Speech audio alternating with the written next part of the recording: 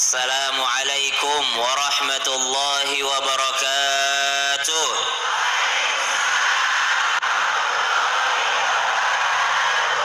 Yang di atas apa kabar? Masya Allah. Saya pikir tuh yang di atas bapak-bapak. Ada bapak-bapak sebahagian di sebelah kanan. Masya Allah. Bapak ibu jamaah Masjid An-Nabawi Cipondo, ya, Tangerang. Tetangga kita bu sebenarnya. Dekat rumah saya dari sini. Tapi nggak usah tahu.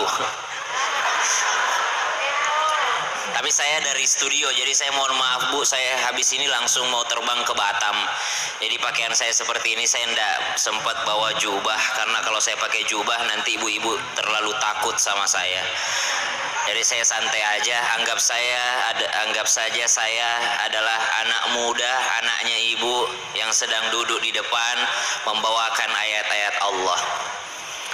Jadi saya tidak lebih baik, saya tidak lebih soleh, saya tidak lebih pintar daripada ibu-ibu sekalian. Pasti di sini banyak yang lebih pintar daripada saya. Cuma saya menangnya karena saya tiap hari di TV. Alhamdulillah. Apa temanya nih bu? Mana ibu yang undang saya?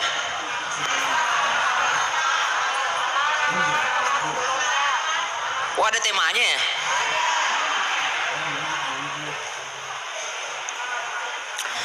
Alhamdulillah, segala puji bagi Allah.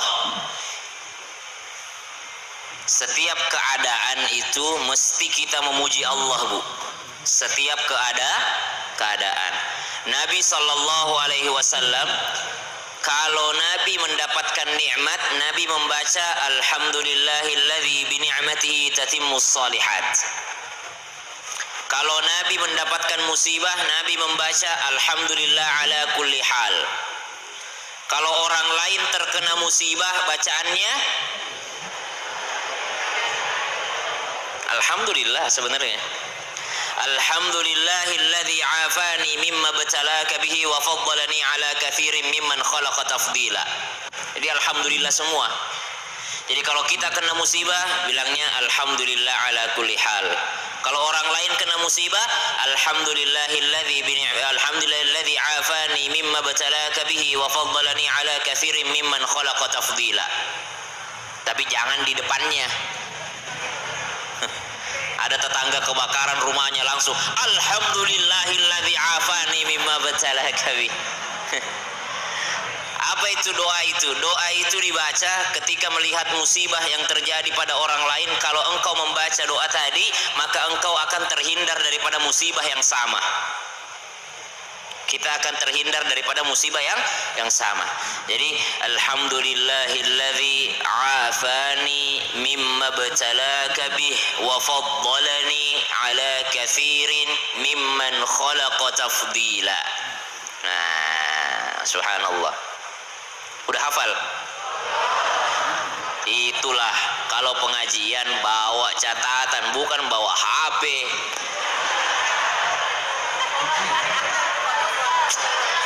Terus orang mau kemana pengajian? Aku mau foto nanti, aku mau foto. Aku mau selfie. Ya. Alhamdulillah semua. Alladzi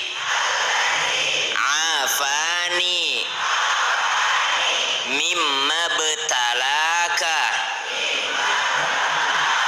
bihi wa faddalani ala katsirin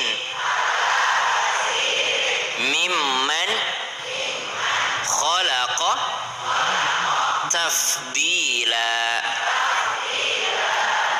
Itu doanya ketika melihat musibah. Ada satu kisah bu, saya berdiri aja lah biar tidak terlalu ustadz. Jamaah, saya pernah ngisi di sini nggak bu? Belum pernah ya, baru pertama kali nih ya. Insya Allah. Jadi ibu baru pertama kali ketemu saya. Gantengan mana, di TV atau aslinya? Berarti TV-nya TV murah. Ada seorang syekh, dia berjalan di tengah padang pasir, ya kan? Ya namanya orang Arab kan tidak mungkin dia jalan-jalan di mall gitu ya. Ini zaman dulu ceritanya. Dia jalan di tengah padang pasir. Tiba-tiba dia mendengarkan suara orang yang berdoa. Alhamdulillahilladzi afani mimma btalaka bihi wa faddalani ala katsirin mimman khalaqa tafdila.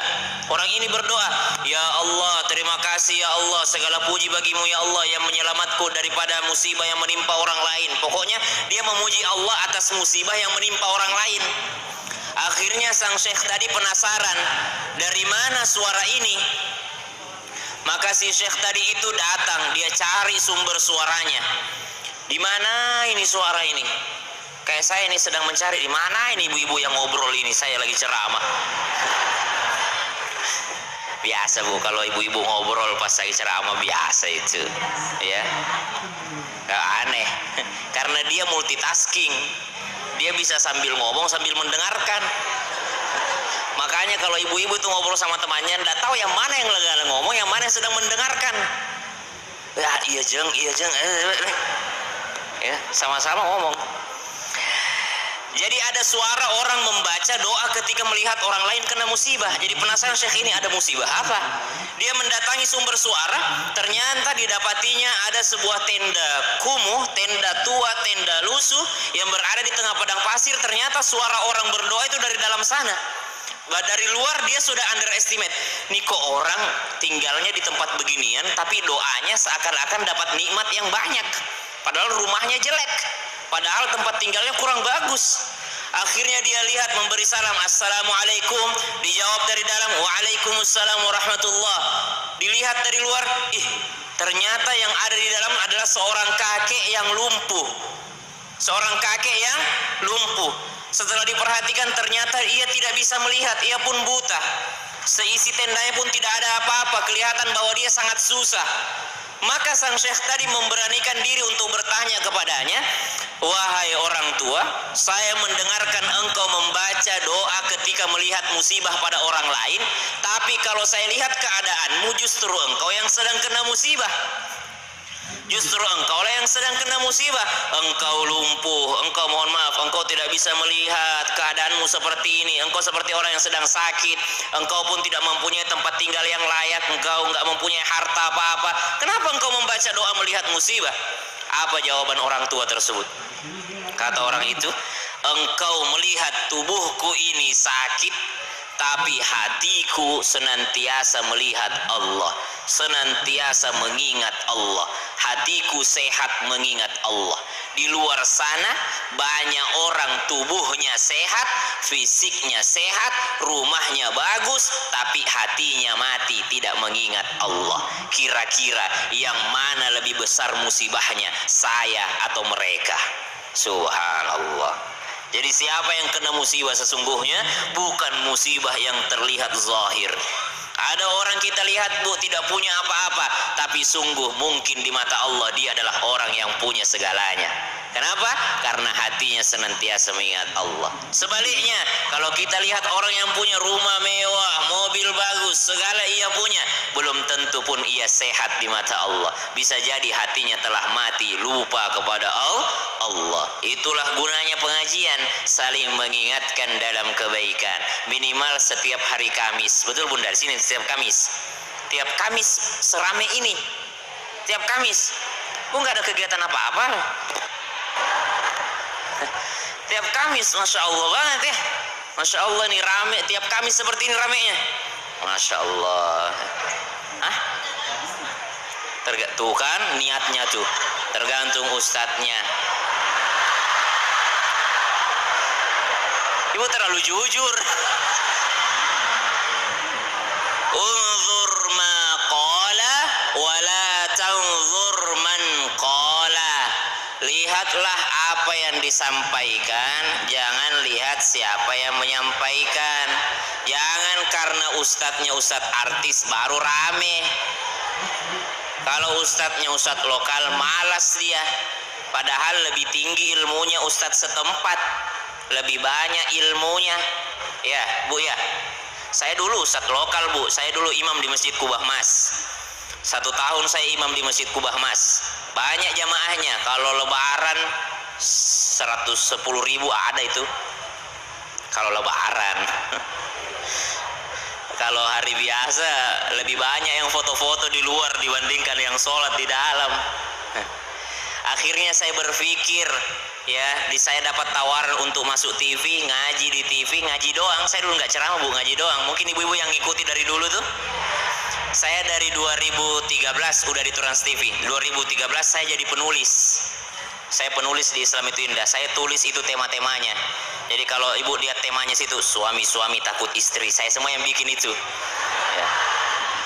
Ya, istri durhaka, saya yang bikin itu. Jadi saya nulis Bu, nulis. 2015 baru saya dipanggil untuk ngaji di Trans TV. Saya nggak bisa ceramah, ngaji doang. Karena kalau ngaji kan, ya memang saya hafalan saya gitu. Saya dari dulu ngimamin. Saya dari kelas 1 SMP, Bu, udah imam terawih.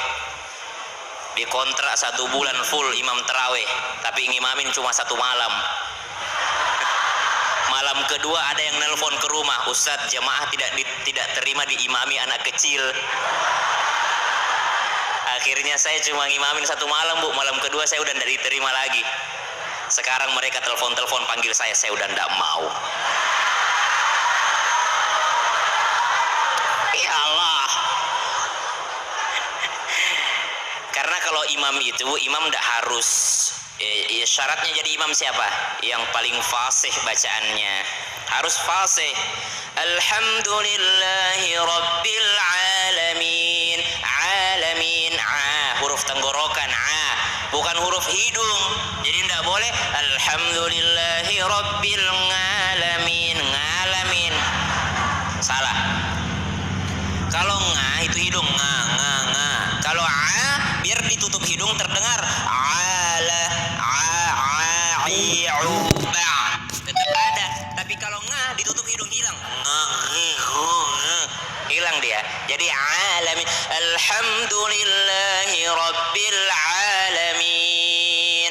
Saya bahagia tadi pas masuk di ruangan. Oh, masya Allah, yang pernah ngimamin di sini ada Miftah Farid, juara internasional. Ada Salman Jiharka, juara internasional. Itu juara-juara semua. Bagus, percontohan untuk anak-anak muda kita, anak-anak tahfidz kita, supaya memperbaiki bacaan Al-Quran. Harus yang paling fasih, syarat imam. Yang kedua, yang paling mengerti fikih. Jadi belum tentu bacaan bagus ngerti fikih. Kalau ndak ngerti fikih, setengah mati jamaah. Ibu,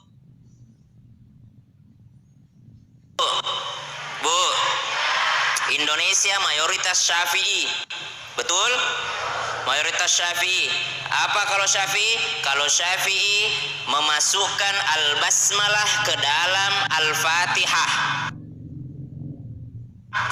memasukkan Bismillahirrahmanirrahim sebagai ayat pertama surah Al-Fatihah. Pertanyaan kedua, rukun sholat Al-Fatihah bukan? Termasuk rukun sholat bukan Al-Fatihah? Termasuk. Kalau Al-Fatihah termasuk rukun sholat, maka bagi madhab Syafi'i wajib membaca Al-Basmalah. Wajib membaca Al-Basmalah. Bismillahirrahmanirrahim. Alhamdulillahi Rabbil Alamin. Ya, kalau madhab Syafi'i wajib membaca Al-Basmalah. Kalau makmumnya Syafi'i, imamnya tidak mengerti fikih, tiba-tiba gara-gara pulang umroh, dia dengar Syekh Sudais tidak pakai bismillah, pulang dari Mekah dia imam, Allahu Akbar, Alhamdulillahi Rabbil Alamin. Ketinggalan bismillahnya di Mekah. Tanya, kenapa tidak pakai bismillah? Imam Sudais saja tidak pakai bismillah, di Mekah tidak pakai bismillah. Oh, perbedaan mazhab. Tidak boleh. Kapan kau tidak pakai bismillah? Kasihan makmummu, tidak sah makmummu. Kenapa? Karena mereka meyakini basmalah masuk Al-Fatihah, sedangkan Al-Fatihah adalah rukun sholat. Makanya disunnahkan yang jadi imam itu tuan rumah. Kenapa tuan rumah? Karena dia yang paling mengerti keadaan masjid tersebut. Jadi kasih tahu suaminya, Bu, di rumah, siapapun yang menjadi tamu datang ke rumah, tetap suami ibu yang berhak menjadi imam di rumah, walaupun bacaannya kuliah kulhu terus.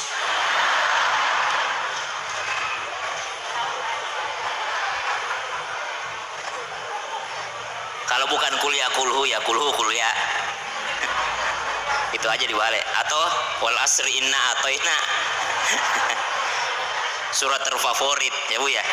Jamaah, maka orang yang sehat hatinya itu adalah mereka yang senantiasa mengingat Allah Subhanahu wa taala. Ibu perbaiki niatnya datang pengajian ya, jangan lihat siapa yang bicara, lihat apa yang disampaikannya, lihat apa yang disampaikannya.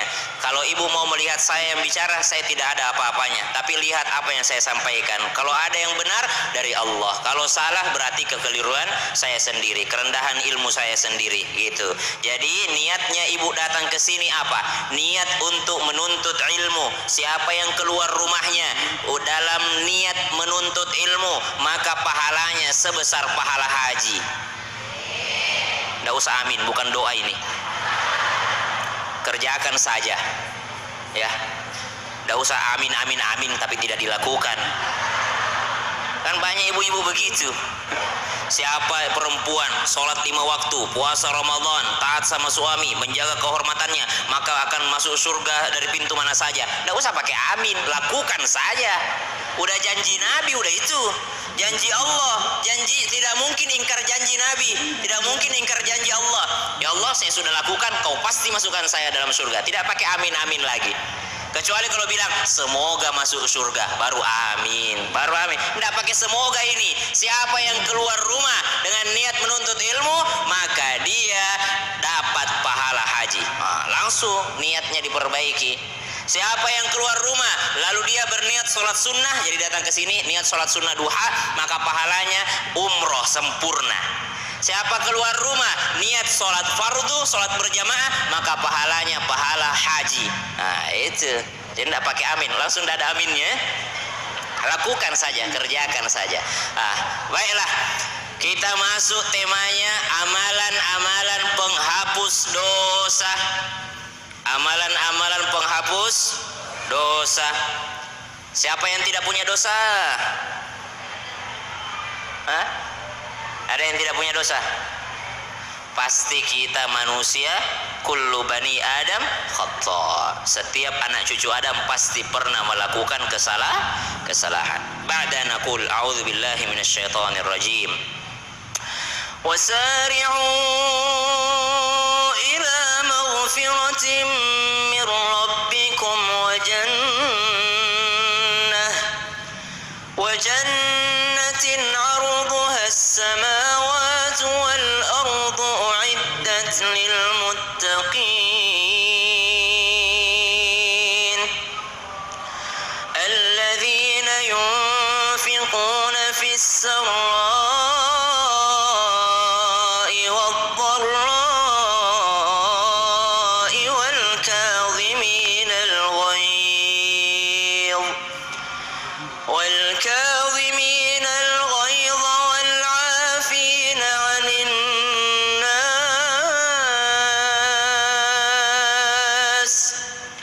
والله يحب المحسنين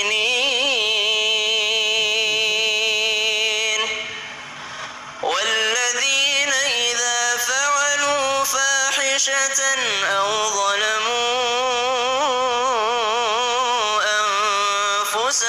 ذكروا الله فاستغفروا لذنوبهم ومن يغفر الذنوب إلا الله ولم يصروا على ما فعلوا وهم يعلمون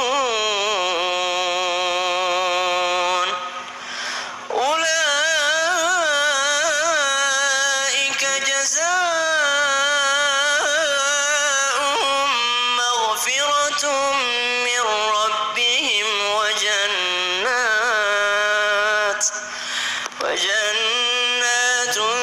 تجري من تحتها الأنهار خالدين فيها. Subhanallah. Cek 1 2 3. Jamaah, siapa yang bikin ibu nangis? Orang yang lembut hatinya, bersih hatinya, itu meneteskan air mata ketika dibacakan Al-Quran. Kenapa? Karena Allah katakan, "Lau anzalna hadzal Qur'ana 'ala jabal la ra'aitahu khashi'an mutasaddian min khasyatillah." Andai Al-Quran itu turun di atas gunung, maka gunung itu akan terpecah. Pernah lihat air terjun? Itu kenapa bisa ada air terjun? Karena pecahan gunung. Kalau gunung itu terpecah, keluar air terjun. Tapi kalau hati yang terpecah, keluar air mata. Maka Al-Quran akan meneteskan, membuat orang yang hatinya terpecah, terbuka, langsung meneteskan air matanya. Bukti bahwa dia mendengarkan Al-Quran dengan baik. Ustadz, saya tidak bisa menangis, pura-pura menangis saja. Nabi bilang begitu, fabakau itu ya.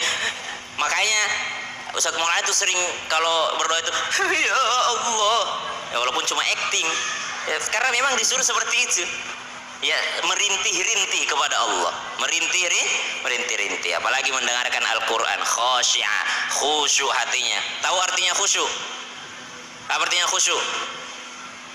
Bu, khusyuk apa? Fokus. Bu, khusyuk apa? Relax. Khusyuk itu paling bagus kalau mau bahasa sekarang, relax, santai, itu artinya khusyuk, relax. Pernah sholat khusyuk? Udah pernah belum sholatnya relax? Bagaimana ibu mau sholat relax kalau sebelum sholat masih nonton sinetron? Pas sholat maghrib, bentar iklan, tunggu iklan. Wah, iklan baru pergi sholat. Baru dia tanya anaknya, jangan kau ganti channelnya, mama sholat dulu. Kasih tahu mama kalau udah main. Pas ruku, Allahu Akbar, berteriak anaknya, "Ma, sudah main." Wah.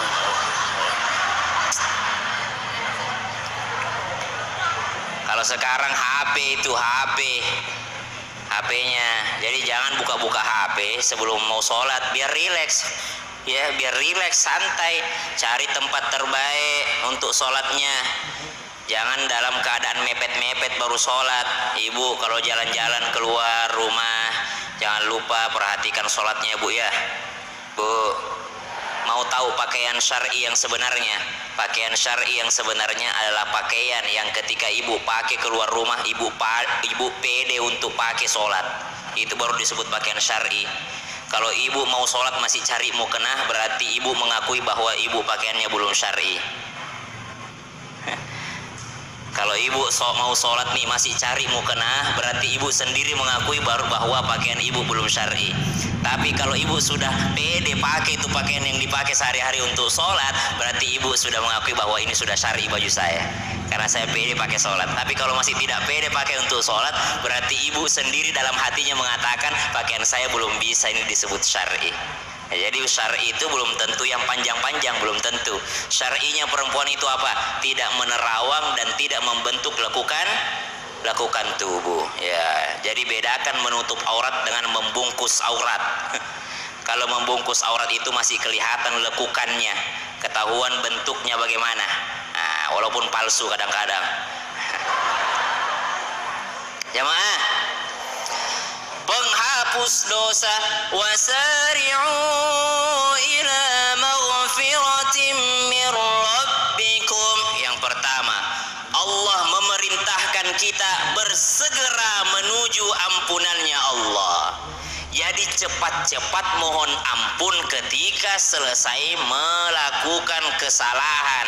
Ketika melakukan kesalahan jangan ditunda-tunda. Jangan nanti saya pas di Mekah baru tobat. Jangan, tidak boleh ditunda-tunda. Salah satu yang tidak boleh ditunda adalah bertaubat. Taubat tidak boleh tunda. Apalagi yang tidak boleh ditunda? Menikah. Apalagi tidak boleh tunda? Sholat. Apalagi tidak boleh tunda? Menguburkan jenazah. Apalagi tidak boleh tunda? Ini paling penting ini. Bayar hutang. Bayar hutang, Bu. Jangan ditunda-tunda. Ya, hutang itu bahaya itu, Bu. Sampai akhirat itu. Ibu punya hutang, mau lolos tidak bayar, mau. Ada caranya supaya kita ketika berhutang tidak usah bayar. Ada caranya. Jadilah orang soleh. Perbanyak pahala ibu, supaya nanti di hari kiamat pahalanya yang disedot. Ini udah pahalanya tidak ada, hutangnya banyak. Apanya mau disedot? Jadi kalau orang ada utangnya sampai di hari kiamat itu disedot pahalanya. Kata yang diutangi, ya Allah ya udah deh, kalau sekarang udah nggak bisa bayar pakai duit, saya minta dibayar pakai pahalanya. Kalau dia orang soleh, disedot pahalanya masih ada sisanya untuk dia. Kalau orang setengah-setengah juga, udahlah, dia yang banyak utangnya, dia juga yang tidak soleh. Apa yang mau diandalkan? Ya jamaah, bersegera menuju ampunannya Allah. Jadi kalau setelah melakukan kesalahan, bukan berniat melakukan kesalahan, setelah tidak sengaja atau apa, segera mohon ampunan Allah. Jangan ditunda-tunda untuk bertaubat itu. Jangan ditunda-tunda bertaubat. Orang yang beriman bukan yang melakukan kesalahan, tapi ketika ia melakukan kesalahan, segera ia memohon ampunan Allah Subhanahu wa ta'ala. Jadi dalam Islam tidak ada terburu-buru, tapi kalau untuk kebaikan, untuk surga, untuk ampunan Allah, kita diminta untuk bersegera. Hayya 'alas shalah, langsung tuh siap-siap untuk sholat. Bahkan dia yang menunggu waktu sholat, sholat, bukan entar mepet. Masih diterima nggak sholatnya orang yang mepet waktunya? Masih. Kalau dia sholat di awal waktu mendapat daripada keutamaan. Kalau dia sholat di akhir waktu mendapat ampunan. Jadi masih dapat juga. Cuma khawatir termasuk orang yang fawailul lil musallin alladzina hum an salatihim sahun. Mereka melalaikan salat sehingga mendapatkan al-wail. Apa itu? Kecelakaan ataupun neraka wail. Wa jannatin 'arduha as-samawati wal ardu u'iddat lil muttaqin. Siapakah mereka yang mendapatkan ampunan dan surganya Allah? Ini amalannya. Alladzina yunfiquna fis sarra'i wad-dharra. Mereka yang mengeluarkan hartanya baik dalam keadaan lapang ataupun sempit. Jamaah, apa itu keadaan lapang, keadaan sempit? Apanya yang lapang, apanya yang sempit? Apanya? Rezekinya. Apanya? Dompetnya. Apanya? Rekeningnya, duitnya. Kalau dalam keadaan lapang rekeningnya, maksudnya lagi banyak duitnya gitu ya. Keadaan lapang itu lagi banyak rezekinya ya, betul. Kalau lagi sempit berarti lagi sedikit rezekinya, begitu? Belum tentu. Lapang dan sempit bukan hanya dihitung dari materi. Ada orang banyak uangnya tapi sempit hatinya. Ada orang banyak rezekinya tapi sempit hatinya, tetap dia tidak mau mengeluarkan hartanya. Maksudnya orang yang bertakwa itu baik dalam keadaan lapang dan sempit rezekinya atau lapang dan sempit hatinya. Karena kadangkala Bu, kita juga sempit hati kita ngasih orang kalau orang itu nggak tahu diri. Males juga kita nyumbang orang yang tidak tahu diri. Ibu mau nggak membantu tetangga yang tetangga jahat sama ibu? Mau nggak? Ada tetangga zolim terus, ibu mau nggak bantu dia? Hah? Ibu memang mukanya agak galak sedikit sih. Canda Bu. Ya kita manusiawi aja ya Bu ya. Masih banyak kok tetangga yang baik yang mau kita bantu. Ngapain yang zolim ini, yang rese itu kita bantuin? Mati-mati aja lah. Ya, itu manusiawinya. Tapi orang yang berharap ampunan Allah, baik lapang ataupun sempit hatinya, tetap dia mengeluarkan hartanya. Ibu, tahu nggak sumbangan atau bantuan paling baik itu kepada siapa? Sedekah terbaik itu adalah kepada saudara, kepada keluarga terdekat.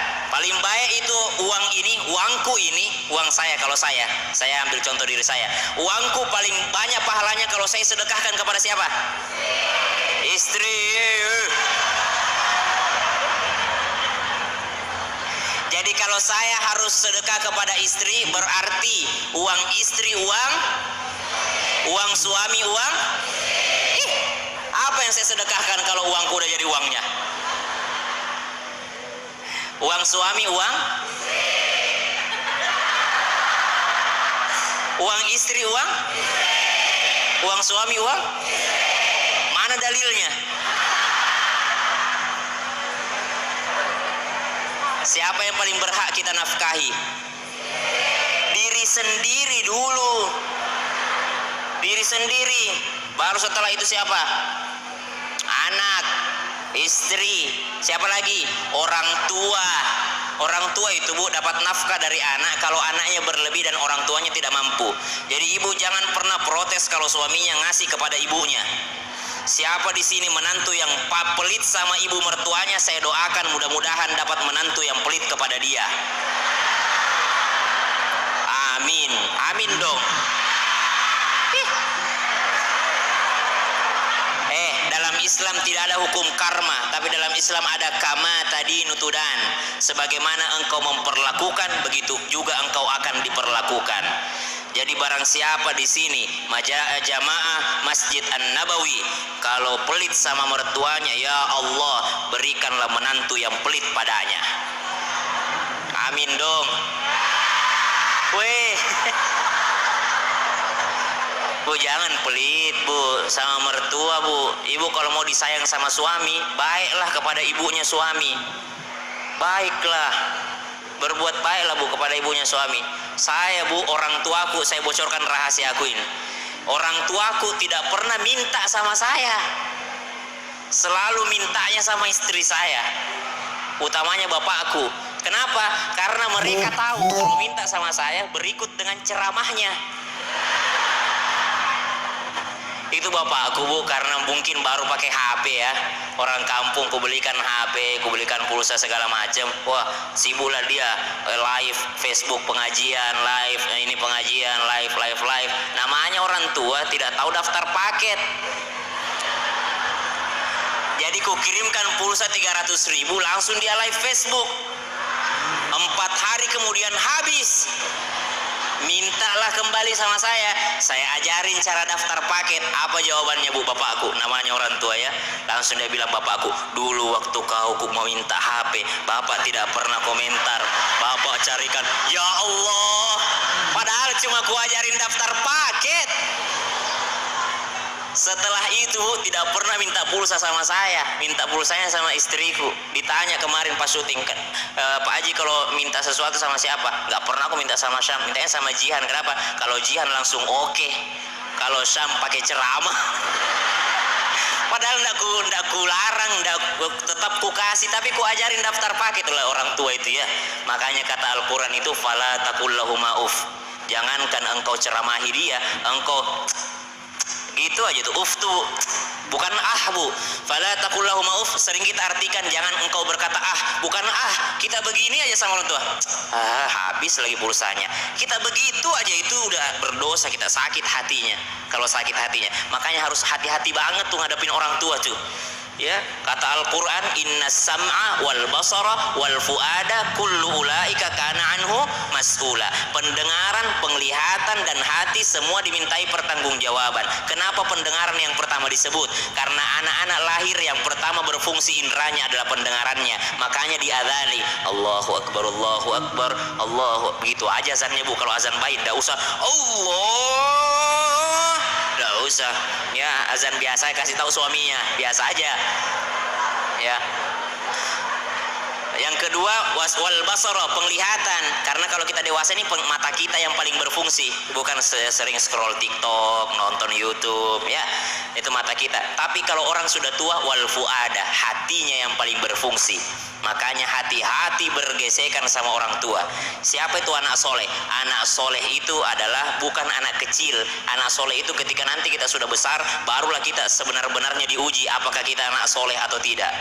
Yang dituntut jadi anak soleh adalah yang sudah dewasa. Oh, jangan pernah di hadapan orang tua. Nah, itu menghadapi orang tua. Jamaah, sampai mana nih? Nah. Maka sedekah terbaik kepada keluarga. Ibu, kira-kira nih Bu, ibu udah masakin buat suami. Ya ini kan sedekah juga ya.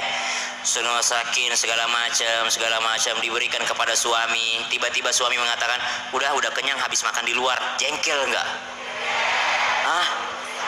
Kesel nggak bu? Kesel, subhanallah. Hatinya jadi sempit nggak pada saat itu? Sempit hatinya. Iya, aku nggak bakal mau masak lagi. Jangan harap aku mau masak lagi. Tapi orang yang bertakwa, mau sempit pun dia tetap baik. Dia tetap mengeluarkan apa yang dia punya, tetap masak esok harinya walaupun tidak dihargai sama suaminya. Nah itu kalau mau dapat ampunannya Allah. Tetap berbuat baik meskipun dalam keadaan sempit. Ibu, begitu pula dengan suami. Kenapa pahala sedekah terhadap keluarga lebih banyak pahalanya dibandingkan sedekah keluar rumah? Karena kalau kepada orang lain pujiannya banyak. Wah itu Pak Haji baik banget. Pak Haji itu tiap bulan bagi-bagi sumbangan, tiap bulan bagi-bagi sedekah kalau keluar. Tapi kalau kasih kepada istri, alhamdulillah kalau dia bilang terima kasih. Kadang-kadang bilang, kok cuma segini, kurang nih.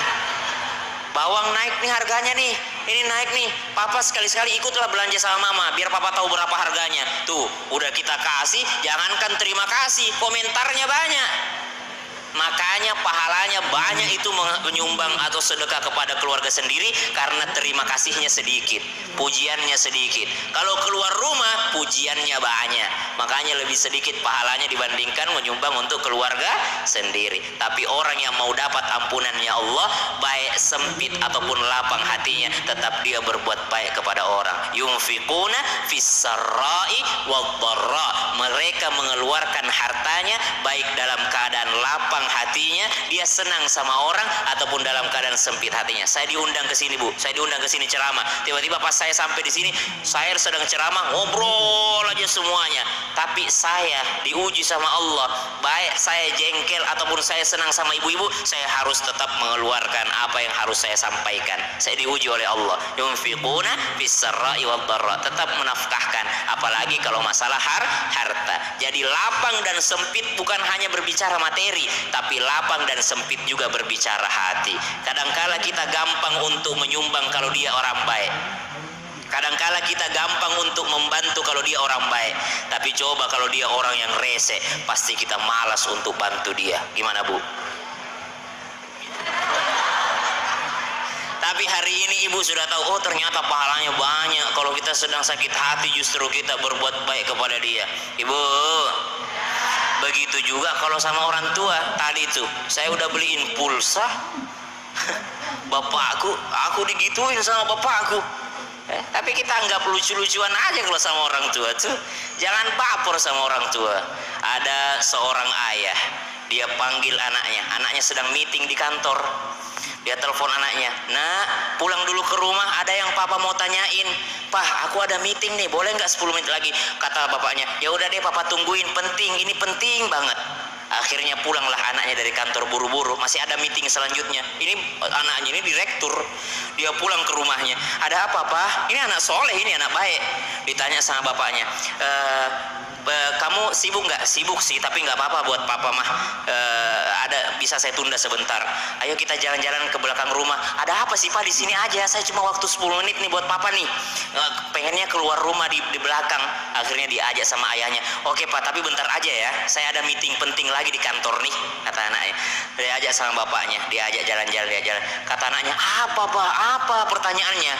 Enggak, papa mau tanya. Itu burung apa ya? Wah, anaknya ya jengkel tapi dia nahan. Apa sih pak? Saya dipanggil pulang dari kantor hanya untuk bapak nanya burung apa itu? Ya Allah pak, itu burung pipit. Kata anaknya. Kata bapaknya, kalau yang itu burung apa? Allahu Akbar, sama aja pak, itu burung pipit. Kalau yang itu burung apa? Ya Allah pak, itu burung pipit pak.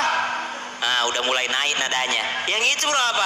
Ya Allah pak, saya ini ada meeting di kantor. Bapak panggil saya pulang hanya untuk hal sia-sia seperti ini. Itu burung pipit. Gimana? Papa udah pikun apa gimana sih? Subhanallah. Tiba-tiba bapaknya meneteskan air mata, masuk, dia ambil buku catatannya. Nah, tepat 30 tahun yang lalu di sini kau tanya kepada bapak pertanyaan sama. Lebih dari 100 kali kau tanya bapak, burung apa itu, burung apa itu, burung apa itu. Setiap kau bertanya, bapak bahagia. Alhamdulillah anakku sudah bisa bertanya. Setiap kau bertanya, bapak menangis. Alhamdulillah, alhamdulillah anakku cerewet. Alhamdulillah anakku bisa nanya. Alhamdulillah anakku bertanya. Alhamdulillah. Hari ini bapak baru bertanya 3 kali kau sudah marah kepada bapak. Subhanallah. Kepada orang tua tuh, ya Allah. Jadi kalau sama orang tua betul hati-hati kita tuh, betul-betul hati-hati kita. Nah kadangkala orang tua menjengkelkan, kadangkala sedikit sih, sedikit yang tidak. Orang tua menjengkelkan kadang-kadang. Kenapa? Karena kembali seperti anak kecil. Kalau kita merawat anak kecil, semakin lama semakin tahu dia, udah tahu ke toilet segala. Orang tua semakin tua semakin menyusahkan, ya. Menyusahkan kalau kita melihat dari kacamata kita. Tapi Bu, berbuat baik kepada orang tua, apa kata Al-Qur'an? Wa wassaynal insana biwalidayhi ihsana. Kita disuruh kepada orang tua, wa qadha rabbuka alla ta'budu illa iyyahu wa bil walidaini ihsana. Disuruh berbuat ihsan. Apa itu ihsan? Ihsan itu kebaikan yang kita lakukan yang dinilai oleh Allah, bukan dinilai sama orang tua. Jadi tidak usah berharap terima kasihnya orang tua, tidak usah. Kalau orang tua tetap tidak terima kasih kepada kita, biar Allah yang terima kasih kepada kita. Karena Allah itu adalah Asy-Syakur, Allah yang maha berterima kasih. Kita berbuat baik aja. Kalau kita tidak dibalas baik sama orang terdekat kita tidak dibalas baik, Allah yang melihat kebaikan kita. Jamaah. Jadi itu tipsnya supaya kita bisa berbuat baik walaupun dalam keadaan sempit. Apa itu tipsnya? Saya berbuat baik, Allah yang akan membalasnya, bukan manusia yang akan membalasnya. Sama ketika mengeluarkan harta, Bu, Ibu. Bu, ada orang menyumbang, tinggalkan saja Avanzanya, nanti Allah ganti Alphard. Ada orang menyumbang begitu, niatnya Alphard menyumbangnya, bukan akhirat. Niatkan karena Allah. Urusan Allah kasih bonus di dunia itu urusan Allah. Kalau Allah tidak ganti di dunia, pasti balasannya di akhirat lebih baik lagi. Nah, jamaah, amalan penghapus dosa yang pertama yang tadi, mengeluarkan harta meskipun dalam keadaan sempit ataupun lapang. Yang kedua, wal kadhiminal ghaidh wal 'afina 'anil nas. Apa itu? Al kadhiminal ghaidh, menahan amarah, menahan amarah. Punya tumbler nggak? Punya tumbler di rumah, termos deh. Punya termos tuh diisi air panas. Termosnya ikutan panas nggak? Ini diisi air panas, ini termos. Luarnya panas nggak? Kadhiminal ghaidh. Kadhimah artinya termos. Kadhiminal ghaidh, orang yang mendapatkan ampunannya Allah itu adalah mereka yang menahan amarah seperti termos. Memang marah hatinya, tapi tidak kelihatan di luar. Termos itu panas airnya di dalam, tapi tidak terasa di luar. Kita ini boleh marah nggak, Bu? Boleh, manusia biasa. Pernah marah nggak? Pernah sakit hati? Pernah. Tapi orang yang mendapat ampunan Allah, dia marah tapi tidak kelihatan di luar. Wajahnya senantiasa berseri. Baik aja, senyum walaupun palsu. Wal kadhiminal ghaidh, mereka menahan amarahnya. Ibu, Nabi itu saking menahan amarahnya, kadang-kadang karena saking glowingnya kali Nabi ya, saking glowing kelihatan merah mukanya itu. Nabi semarah-marahnya Nabi cuma berwajah masam Nabi itu. Makanya turun ayatnya, abasa wa tawalla an ja'ahul a'ma wa ma yudrika la'allahu yazzakka. Bayangin aja, Bu, Nabi lagi pengajian, ada orang buta datang, tiba-tiba motong pembicaraan. Nabi lagi motong, tiba-tiba datang, Muhammad, ya Rasulullah, saya punya pertanyaan. Lah, siapa yang nggak jengkel? Tiba-tiba dipotong itu forum penting, tiba-tiba datang Nabi cuma berwajah masam, langsung ditegur sama Allah Subhanahu wa taala. Bagaimana kalau kita bermasam 24 jam sama suami? Nabi sekali itu aja udah ditegur sama Allah. Gimana kalau ibu wajah masamnya sepanjang hari, sepanjang pandemi wajahnya masam terus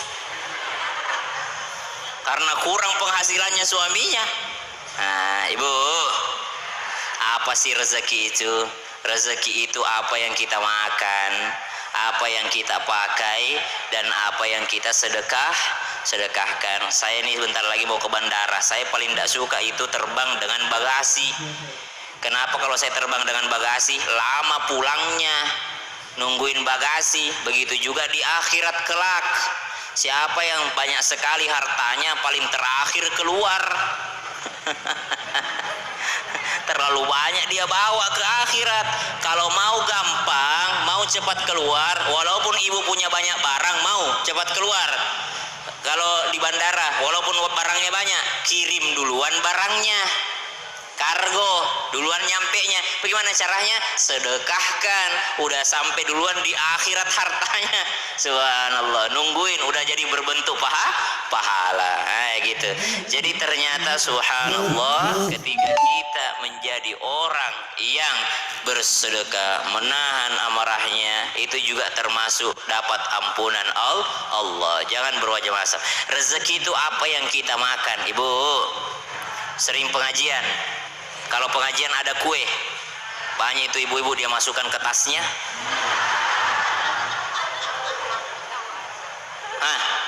Pernah nggak bu, ibu masukkan kue ke tas, lalu tas itu diganti, ditaruh di lemari tasnya, pakai tas yang lain.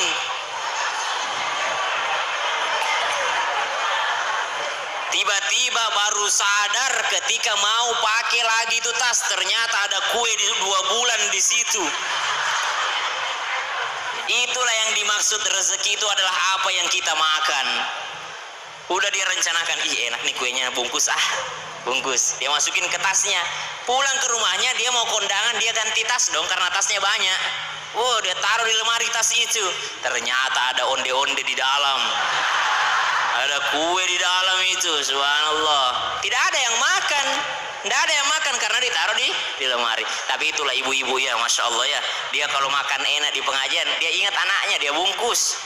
Dia ingat anaknya, dia ingat suaminya. Enak kuenya, kasih ini, bawa pulang lumayan nih buat ngeteh.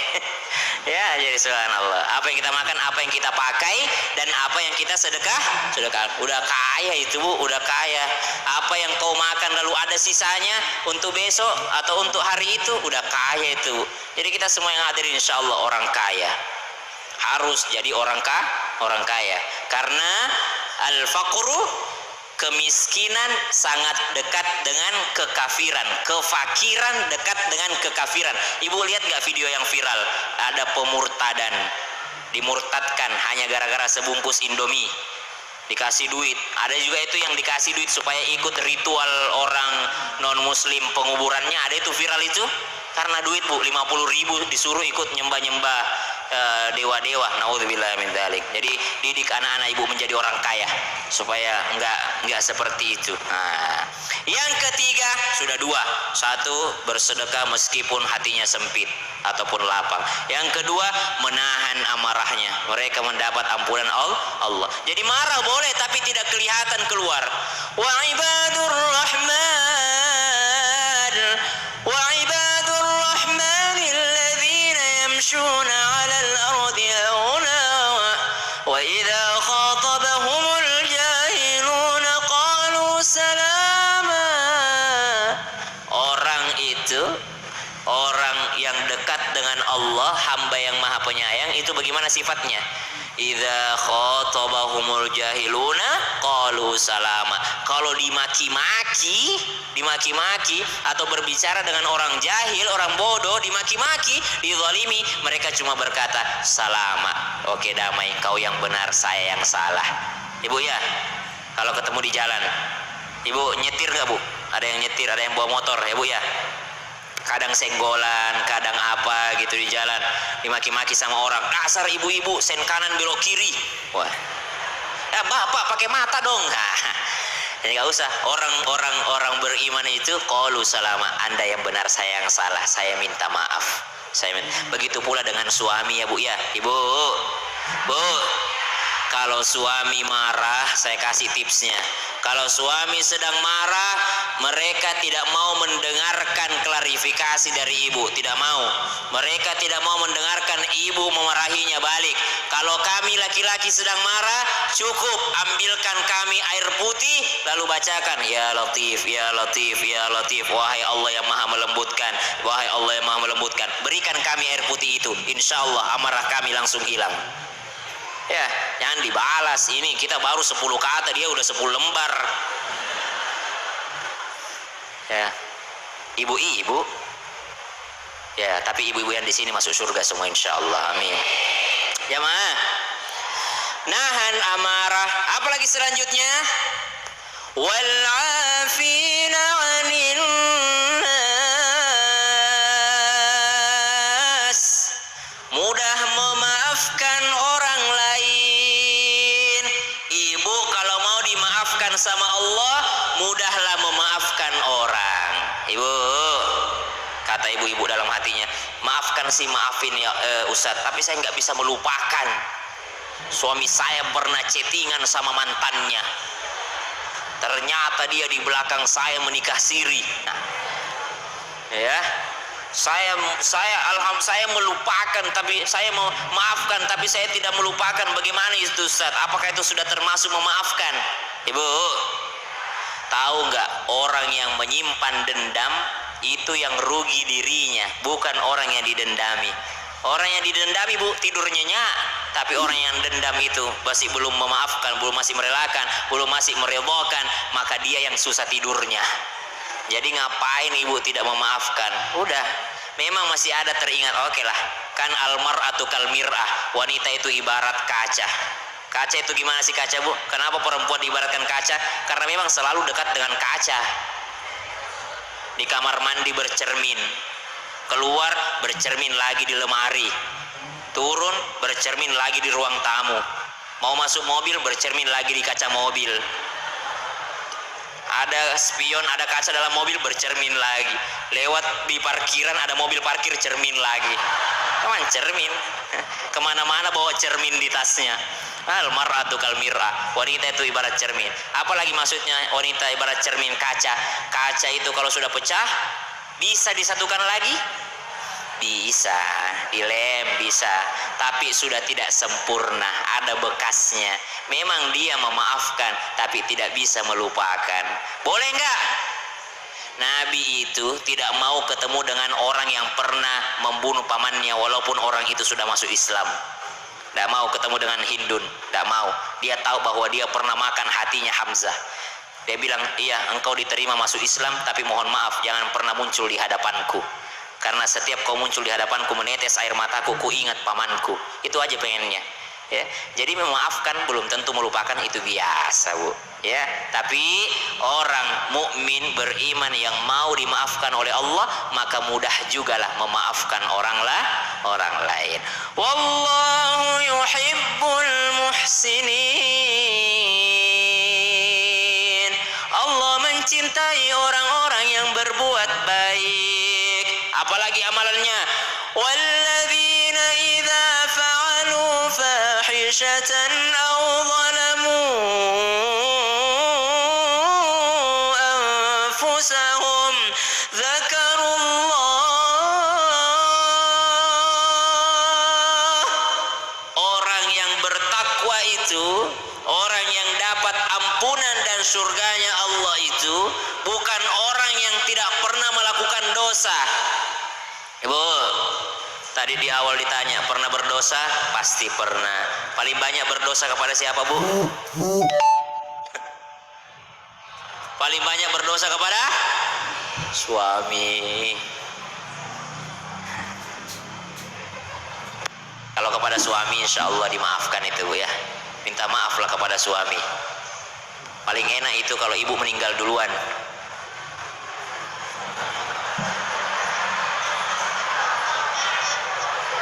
Kalau suaminya ridho, kalau ibu meninggal, lalu pas disemayamkan kata suaminya, ya Allah segala kesalahannya ya Allah telah ku maafkan, selamatlah ibu itu. Ya makanya kuncinya ibu meninggallah duluan.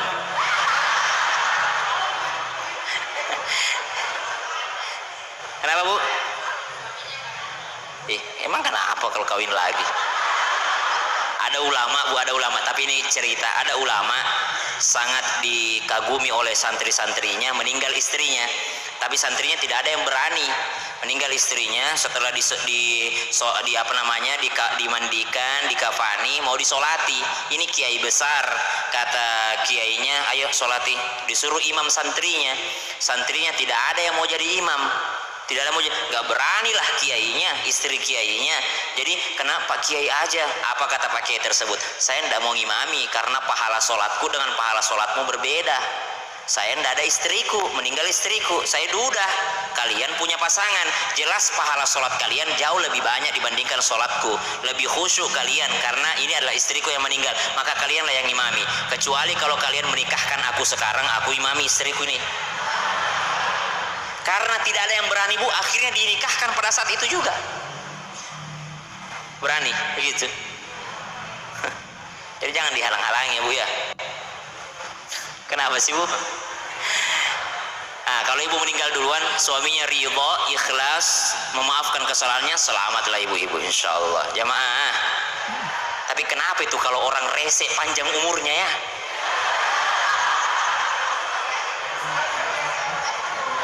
Kalau istri galak itu biasanya panjang umurnya. Kalau ada istri sabar, masya Allah soleha. Saya kenal seorang istri yang sangat sabar. Istrinya Ustadz Maulana, ya, almarhumah Umi Nauret. Sabarnya, baiknya, masya Allah. Pendek umurnya. Makanya bunda Ustadz terlalu baik.